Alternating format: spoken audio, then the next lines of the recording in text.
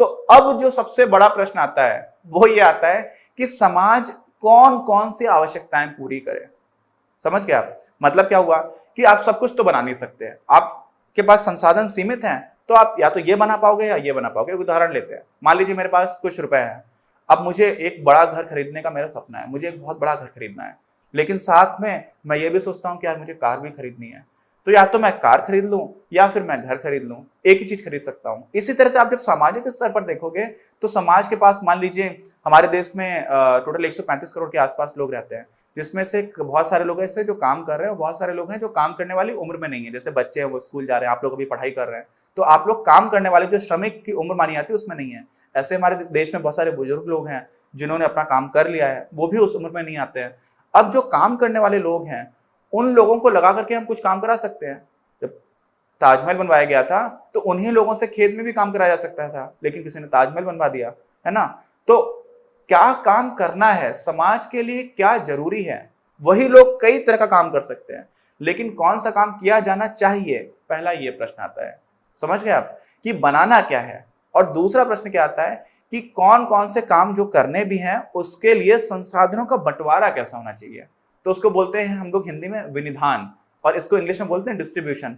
तो distribution of resources कैसा हो। अब रिसोर्सेस में या संसाधनों में तीन सबसे महत्वपूर्ण जो संसाधन है वो आप ध्यान रख लीजिए, हमेशा ही अर्थशास्त्र में इन पर बात होती है। पहला मैं बता चुका हूं, जमीन, भूमि। भूमि बहुत ही महत्वपूर्ण संसाधन है। दूसरा, जब मैंने मानव संसाधन की बात की थी, वहां से आता है श्रम, और श्रम वो है अर्थशास्त्र में जो मार्केटेबल हो, जिसको आप बेच पाए। अगर आप घर में काम कर रहे हैं और उसको कोई खरीद नहीं रहा है, वो बाजार तक नहीं जा रहा है, तो वो श्रम नहीं है। और यहां पर मैं तीसरी बात बता देता हूं, पहले तीनों संसाधन बता देता हूं, नहीं तो आप कंफ्यूज हो जाएंगे। तीसरा संसाधन क्या है? तीसरा होता है पूंजी, कैपिटल। मेरे पास जमीन भी है, मेरे पास लोग भी हैं, लेकिन लोगों को काम करने के लिए पैसा चाहिए और मेरे पास पैसा नहीं है, तो भी मैं कुछ नहीं कर पाऊंगा। तो ये तीन जो है वो मूलभूत संसाधन है किसी भी अर्थव्यवस्था के। और मैंने आपको यहाँ पर बोला था बाजार। बाजार क्या होता है? जब मैं छोटा था तो बोलते थे कि चलो बाजार चलते हैं, तो बड़ा शौक होता था बचपन में बाजार जाने का, कि चलो बाजार घूम करके आते हैं। तो बाजार में हम लोग दुकानें देखा करते थे।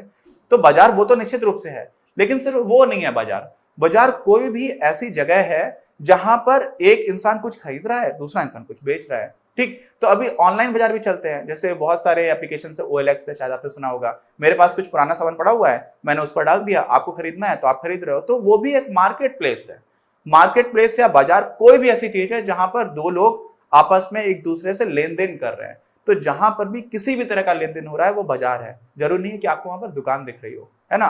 तो वो आपका एक हो गया बाजार। लेकिन लेन देन के साथ साथ अगर पैसे का ट्रांजैक्शन नहीं हो रहा है, अगर पैसे भी हाथ बदल नहीं रहे हैं, तो फिर वो बाजार नहीं है।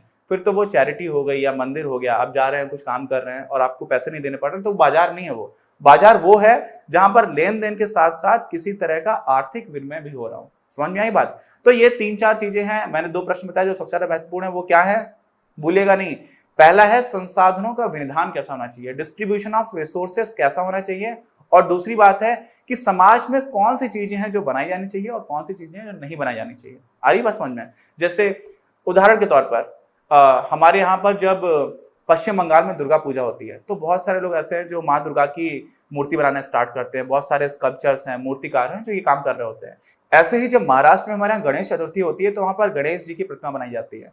ठीक है, तो एक तरह से बाजार में डिमांड आती है, मांग आती है कि गणेश की मूर्तियां बनाइए। अब गणेश जी की मूर्ति बनाने की डिमांड आती है तो लोग उस तरफ संसाधन लगा देते हैं, लेकिन वो डिमांड पश्चिम बंगाल में नहीं आती, यहाँ पर दुर्गा माँ की मूर्ति बनाने की डिमांड आती है।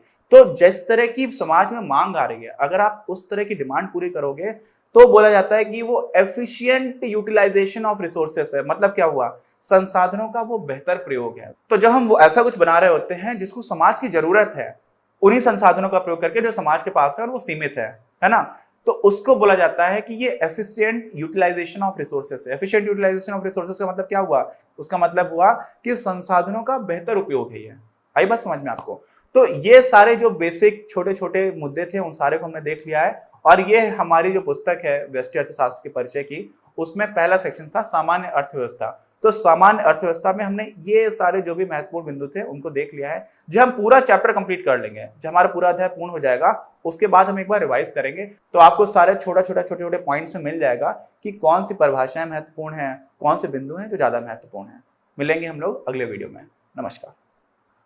अगर आपको ये वीडियो पसंद आया तो प्लीज इसे अपने दोस्तों के साथ शेयर करें, लाइक करें आपके अपने चैनल अपनी क्लास को सब्सक्राइब करें और बेल आइकन को प्रेस करना ना भूलें। Thank you very much, have a nice day.